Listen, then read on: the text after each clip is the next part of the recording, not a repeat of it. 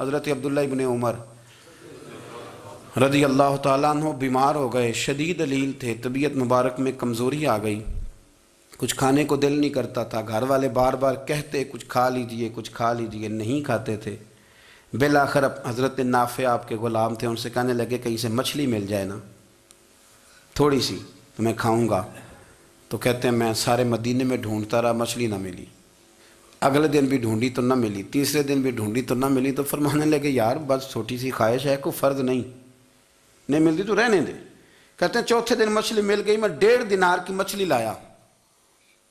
لا کے حضرت عبداللہ ابن عمر رضی اللہ تعالیٰ عنہ کے سامنے جو مچھلی رکھی تو آپ نے لقمہ روٹی کا توڑا تھا، مچھلی کو لگانے لگے کہ دروازے پہ فقیر نے آ کے آواز دی کچھ کھانے کو دو۔ تو حضرت عبداللہ ابن عمر نے روک لیا اور ہنسے۔ کئی دفعہ دے ہم بھی دیتے ہیں پر ہمارا چہرہ دیکھنے والا ہوتا ہے، اتنے ہم غصے میں ہوتے ہیں، دے دیتے ہیں، لیکن جو چھلوٹیں ہوتی ہیں نا چہرے والی وہ گنی نہیں جاتی۔ ہنسے، فرمایا دیکھو میرا اللہ کتنا کریم ہے، وہ مجھے بچانا چاہتا ہے، اٹھا بار دیا جا کے۔ تو خادم اب حکم کا پابند تھا، وہ لیت اللہ تو کر نہیں سکتا تھا، وہ گیا اور جا کے دے آیا۔ فقیر جب سارے محلے سے آٹا اکٹھا کر لیتے ہیں تو پھر ایک جگہ جا کے بیچتے بھی ہیں۔ دے آیا، وہ 2 گلیاں آگے گزرا تو میں پیچھے دوڑا گیا، میں نے کہا سچ بتا کھانی ہے کہ بیچنی ہے؟ وہ کہنے لگا جو بھی سبب لگ جائے کر جاؤں گا، آپ نے دے جو دی ہے۔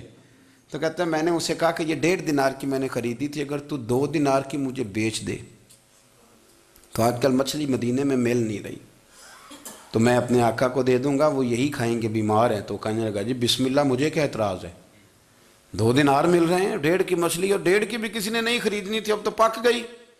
فرماتے میں نے 2 دینار اس کو تھمائے، وہ مچھلی اس سے خریدی اور خرید کر کے میں لا کے حضرت عبداللہ ابن عمر کے سامنے دوبارہ رکھی۔ تو فرمایا یہ کیسے آ گئی؟ میں نے کہا حضور 1.5 کی خریدی تھی اور پھر فقیر کو دے دی، اب اسی سے میں 2 دینار کی خرید کے لایا ہوں، آپ قبول فرمائیں۔ تو فرمانے لگے تم نے اچھا نہیں کیا، اب اس طرح کرو 2 دینار بھی اسے دیا اور مچھلی بھی واپس دیا۔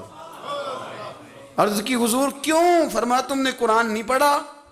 حضور پڑھا ہے۔ فرمایا رب فرماتا ہے لن تنالوا البر حتی تنفقوا مما تحبون، تم بھلائی کو اس وقت پہنچو گے جب اپنی پیاری چیز راہ خدا میں خرچ کرو گے۔ امام غزالی نے لکھا ہے، فرمانے لگے دیا، تو وہ حضرت نافع کہتے ہیں میں دینے گیا، دے کے واپس آیا تو کچھ پریشان تھا کیونکہ مجھے بھی 4 دن ہو گئے تھے نا تلاش کرتے، تھوڑی طبیعت میں مایوسی تھی کہ اتنی محنت سے میں نے لایا اور آپ نے واپس کر دی۔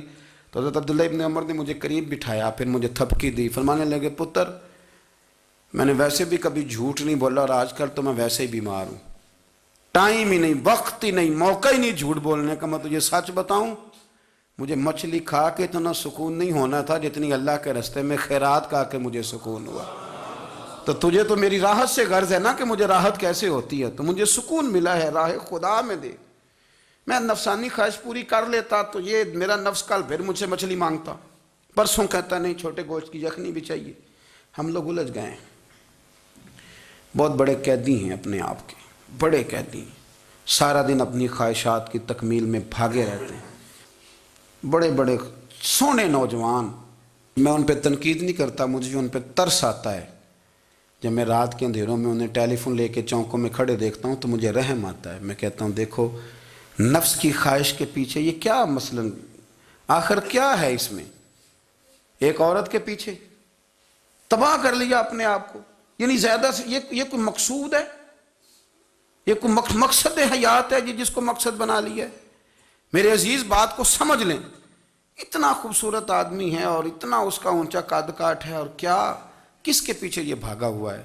بڑا سمجھدار، دانشور، عقل مند آدمی، ذی روح بندہ، لیکن اس کا سٹیٹس آپ یہ ملاحظہ کریں کہ وہ 20-40 ہزار کی خاطر جھوٹ بولتا ہے، دھوکہ دیتا ہے، فریب اور فراڈ کرتا ہے۔ ہم اپنی نفسانی خواہشات کے پیچھے اس طرح بھاگتے ہیں کہ ہم اصل سے رہ جاتے ہیں۔ میری باتوں کی سمجھ آ رہی ہے آپ حضرات؟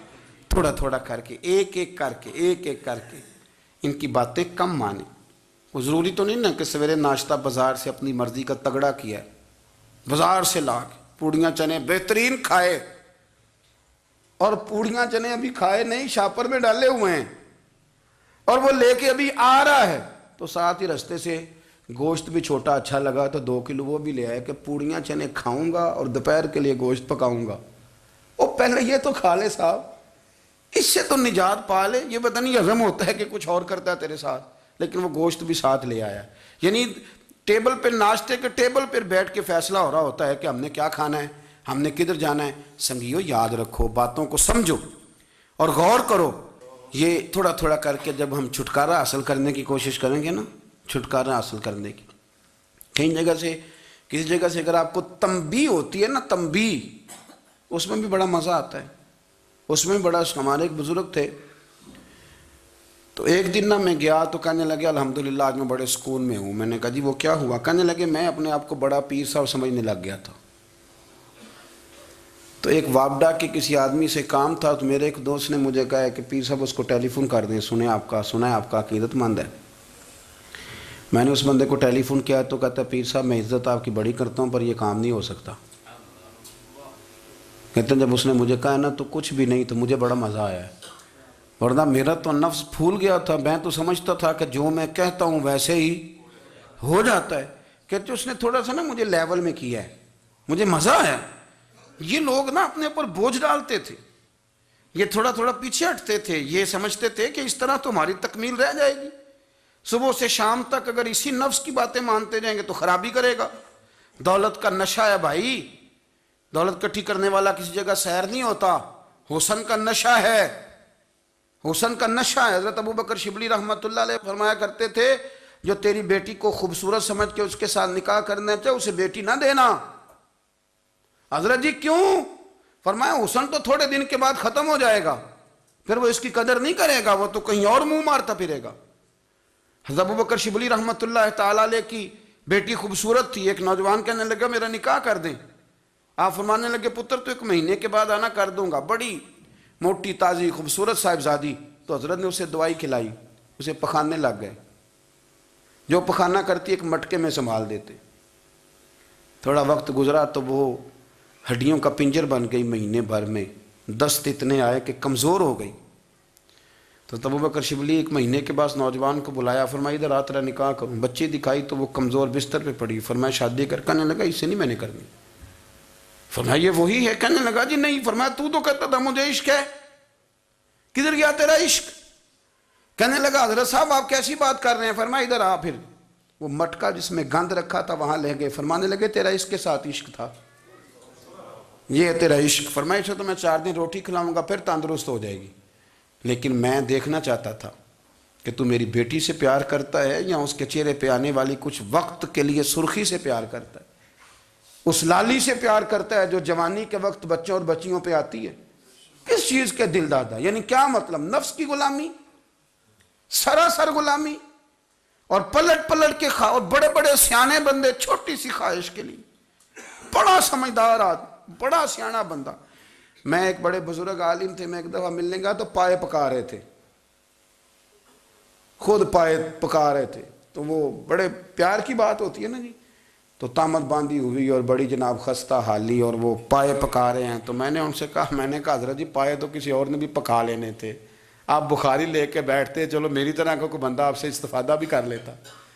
اب پائے آپ لائیں گے، پھر پکائیں گے، پھر آپ کھائیں گے، تو یہ تو 24 گھنٹے آپ کسی کام میں گزر جائیں گے۔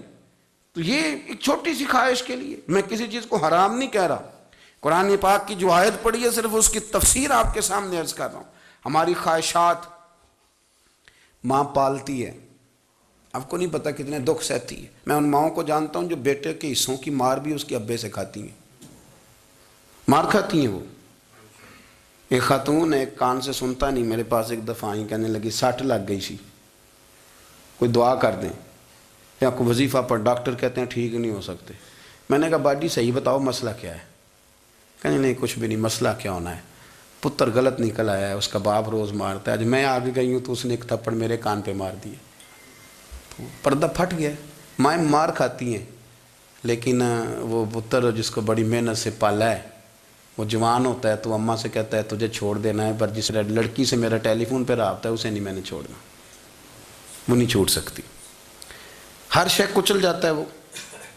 اماں کبھی لیٹ کے رات کو سوچتی ہے کہ یہ تو میری کل کمائی تھی، میں تو آج بھی اس کے حصے کے تھپڑ اپنی گالوں پہ برداشت کر رہی ہوں، تو یہ کدھر گیا؟ اردشیر نام کا بادشاہ تھا، حضرت محدث ابن الجوزی آج سے کچھ 700 سال پہلے لکھتے ہیں۔ اردشیر بادشاہ بڑا خوبصورت تھا، جوان تھا، بڑا عقل مند تھا۔ اس نے اس طرح کی قریب قریب کی ساری ریاستوں پہ قبضہ کر لیا۔ بڑا عقل مند زیرک تھا، قبضہ ہو گیا۔ ایک بادشاہ بڑا سخت تھا، اس کے ساتھ جب پنجہ آزمائی ہوئی تو اردشیر کہتا ہے اس پہ میرا قبضہ نہیں ہو رہا تھا، اور جب ہم نے ساری ریاستوں نے مل کے اس پر حملہ کیا تو ایک قلعے کے اندر قلعہ بند ہو گیا۔ اردشیر بڑا خوبصورت آدمی تھا، بڑا سمجھدار تھا، تو وہ بادشاہ قلعہ بند ہو گیا، اس نے کہا نکلنا ہی نہیں۔ اب وہ اندر بند ہے، یک بارگی حملہ کیا تو وہ بڑا بڑا قلعہ تھا اس میں بند ہو گیا۔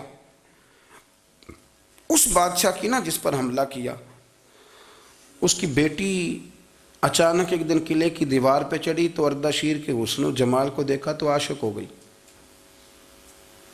اور اپنے ہی باپ کے خلاف اسے کہنے لگی کہ اگر تو میرے ساتھ شادی کا وعدہ کرے نا تو میں تجھے رستہ بتاتی ہوں حملہ کرنے کا۔ اس نے کہا میرا وعدہ رہا، تو رستہ بتا۔ اس نے رستہ بتایا اس لڑکی نے، اور بادشاہ نے حملہ کیا تو اس کا باپ قتل کیا، اس علاقے پہ قبضہ کیا شادی کے وعدے پر۔ ہاں نفسانی خواہش بندے کو اندھا کر دیتی، نہیں سمجھ آتی اس کو میں کدھر جانا ہے، اندھا کر دیتی۔ حملہ کیا، اور جب اس لڑکی کو لے کے آیا نا اپنے محل میں، تو پہلے دن شادی کی پہلی رات تھی، تو بستر بچھایا کنیز نے، تو وہ کبھی کروٹ ادھر بدلتی کبھی ادھر بدلتی، تو بادشاہ کہنے لگا کیا ہے؟ کہنے لگی بستر میں کچھ ہے، مجھے تکلیف دے رہی۔ اس نے چراغ جلائے اور جب بستر اٹھایا تو ایک اتنا سا دھاگا نکلا۔ دھاگے سے عموماً تکلیف نہیں ہوتی، تو اس نے کہا تو اتنی نرم و نازک ہے کہ دھاگا؟ کہنے لگی میرا باپ نا میرے ساتھ اتنا پیار کرتا تھا کہ روز میرا بستر بھی خود بچھاتا تھا، اور اس نے آلہ رکھا ہوا تھا، وہ ناپتا تھا کہ کوئی پایا اونچا نیچا تو نہیں، میری بیٹی کا بیلنس سوتے وقت خراب نہ ہو جائے، اور میرے لیے گوشت اور کپڑے بھی خود پسند کر کے لاتا تھا، کھانے پینے کا خود خیال کرتا تھا۔ اردشیر کہنے لگا اچھا وہ اتنا پیار کرتا تھا، اور پھر تو نے اس کے ساتھ کیا کیا؟ کہنے لگا بلاؤ کنیزوں کو۔ کنیزوں کو بلایا، فرمایا اس کو اٹھاؤ اور جلاد کے پاس لے جاؤ، اسے کہو کہ اس کے بال ایک گھوڑے کے ساتھ باندھے، پیر دوسرے گھوڑے کے ساتھ باندھے، اور ایک گھوڑا ادھر بھگا دے، کدھر بھگا دے۔ یہ جس کے باپ نے اتنا پیار کیا، یہ نفس کی اتنی غلام ہے کہ اس کی وفادار نہیں رہی تو میری وفادار کیسے بنے گی؟ جس نے اتنے نازوں سے پالا کہ دھاگا اسے برداشت نہیں۔ او یارو یاد رکھو، اگر نفس کی غلامی کرو اور بڑے بڑے وفاداروں کو چھوڑ کے غلامی کرو تو پھر کہو وفادار مل جائیں، کوئی بول وا لڑا نہ بول بیٹھی ہوندے خصم ناراض بڑ بولیاں دے، کہاں سر کھائے تے بلبل ٹھنڈ پائے۔ بڑے فرق نہیں سجنا بولیاں دے، جڑیاں خصماں دی وچ رضا وسن، پاگ جاگ جاندے انہاں گولیاں دے۔ آپ ادلیاں نو سردار پین تکے تے شرما والیاں نو چوٹے ڈولیاں دے۔ اپنے نفس کے پیچھے چلو گے تو یہ تباہی ہے۔ جب ہم نے کسی سے وفا نہیں کی تو یہ کیا امید ہوئی کہ دنیا ہم سے وفا کرے گی؟ اللہ رسول کی مرضی کے مطابق اصول پسند زندگی بنائیں، ایک ایک کر کے اپنی خواہشات سے پیچھے ہٹیں، تھوڑے پہ گزارا کرنا سیکھیں، اپنے نفس کو سمجھائیں۔ ضروری نہیں کہ روٹی ہر وقت مزے کے لیے کھائی جائے، کبھی کمر سیدھی کرنے کے لیے خشک روٹی بھی کھا کے دیکھو، کبھی سادہ کھانا اس پہ بھی اکتفا کرو، کبھی تھوڑا کھر کے اچھے طریقے سے سادے کمرے میں بھی اللہ کو یاد کر کے دیکھو۔ نفس کے پیچھے نہ بھاگیے گا، تباہی کرے گا۔ رب کریم سمجھنے کی توفیق رفیق عطا